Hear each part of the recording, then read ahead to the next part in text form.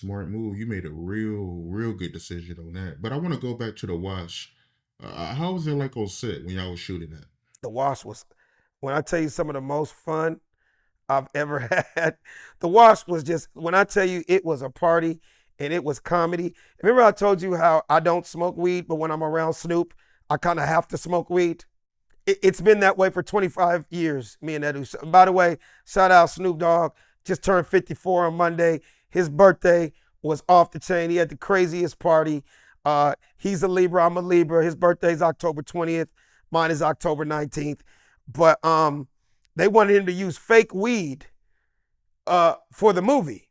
So everybody else didn't get high. Man, you think Snoop listened to that? Everybody was high on the set.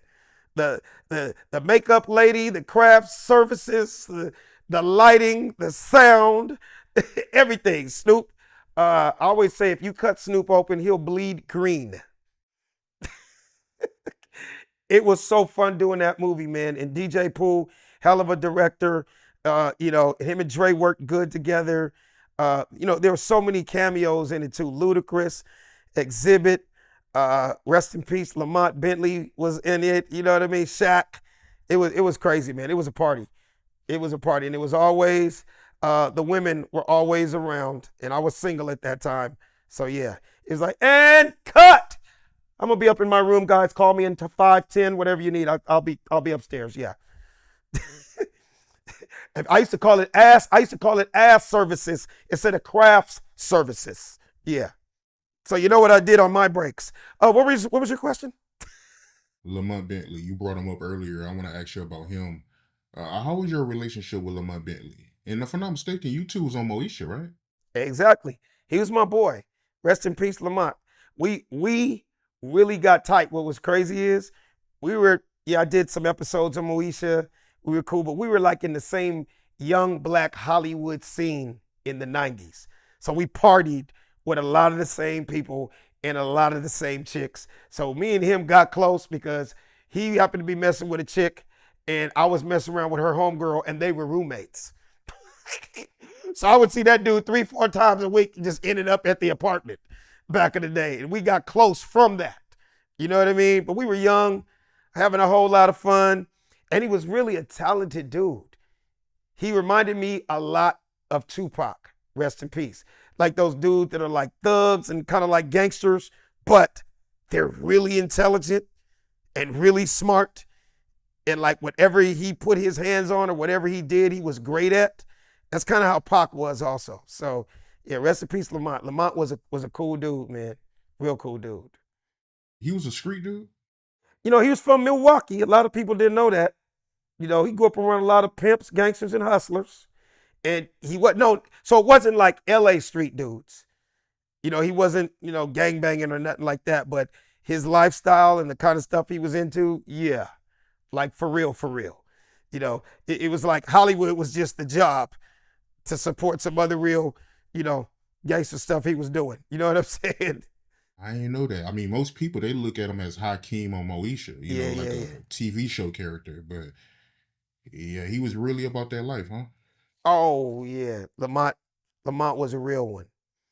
I mean, in fact, he got into some mess the night. I mean, I told you, basically, Dr. Dre bought my first house. Thank you, Dr. Dre, by the way. First house. uh, so I'd had a housewarming party when I bought that first house. And man, Lamont came by the crib that night. He bought like 10 or 11 girls with him. And it got crazy and out of hand. People end up getting thrown into the pool and all kind of craziness. The cops came and I'm in an all-white neighborhood. I'm like, damn, it would be. I'm the only black dude in the neighborhood. The night I get here, the popo show up to my house because people are wilding in my backyard boogie / housewarming. But yeah, he was a real one. He was a real one. He got into it with the cops. No, he didn't get into it with the cops. It was the stuff that was going on at the party.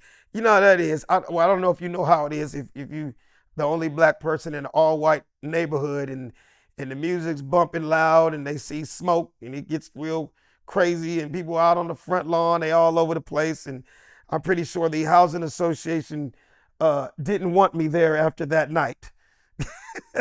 a bunch of drunk black folks. It lit, it turned up. You know what I'm saying? So, but it worked out. It worked out though. What was your reaction to his passing? It was tough. I was at the funeral, the way it happened, car accident. And I mean, I hate to sound so cliche, but for those of us that knew him, I really mean when I say gone too soon. You know what I mean? That dude, he loved fast cars. He was literally like the fast lane. Like we were all young, and I was like, dude, like when I would roll with him, slow down. Like, dude, I'm young too, but I got an audition tomorrow. You know what I mean? Like, I'm shooting a video tomorrow. I need you to slow down. And you know what? You need to put your seatbelt on. Like that, I felt like I was his big brother. He was just a dude kind of like living on the edge. You know, he lived life fast. And he enjoyed it while he was here. You know what I mean? So